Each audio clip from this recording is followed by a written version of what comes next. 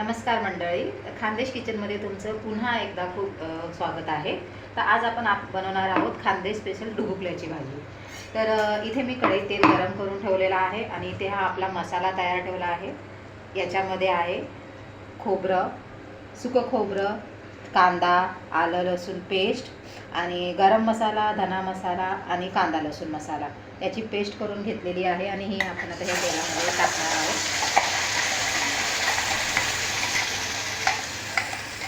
आता यामध्ये आपण टाकणार आहोत 1 चमचा लाल तिखट तुम्हाला जसं पाहिजे तसं तुम्ही करू शकता.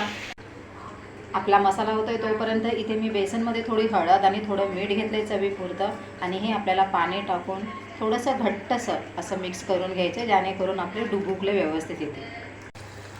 मसाला आपला रेडी आहे. आता याच्यामध्ये तुम्हाला पाहिजे तेवढं पाणी तुम्ही टाकू शकता. थोडं मीठ टाकायचे, एक उकड काढून घ्यायची.